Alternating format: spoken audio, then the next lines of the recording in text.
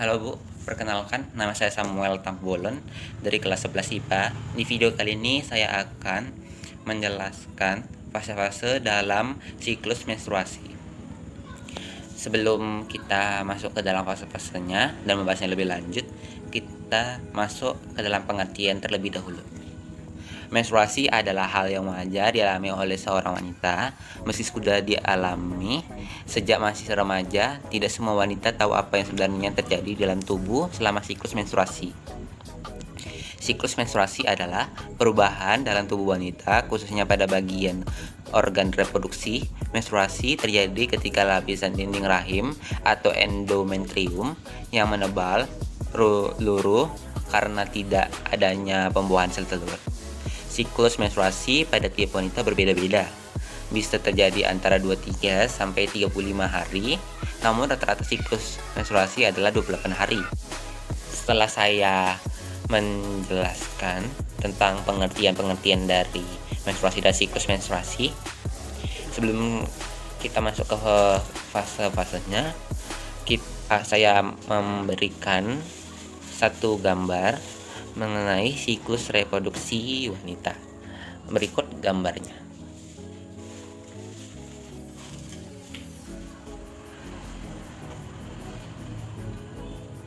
Setelah melihat gambar siklus reproduksi wanita, kita lanjut ke penjelasan tentang menstruasi pada wanita. Simak video selanjutnya. Check it down. Setelah ovulasi, ootit sekunder meninggalkan ovarium dan ditangkap oleh fibria dan masuk ke tuba Fallopi. OOT sekunder yang masuk ke tuba Fallopi akan mengalami dua kemungkinan. Yang pertama, dibuahi, yang kedua dan tidak dibuahi oleh sel spermatozoa. Dua hal tersebut akan berdampak pada pertumbuhan dinding rahim yang diatur oleh berbagai hormon. Bila tidak terjadi pembuahan, akan diikuti peristiwa yang dikenal dengan menstruasi atau haid. Bila terjadi pembuahan, akan diikuti peristiwa kehamilan. Menstruasi memiliki 4 fase, yaitu fase pertama fase menstruasi, yang kedua fase praovulasi, yang ketiga fase ovulasi, dan yang keempat dan terakhir fase pasca ovulasi.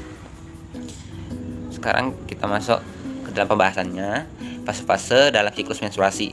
Kita bahas yang pertama, yaitu fase menstruasi. Ovum tidak dibuahi, korpus luteum berhenti memproduksi estrogen dan progesteron. Kemudian melepasnya ovum dan robeknya endometrium ke dinding rahim menipis. Menjadi dinding rahim menipis.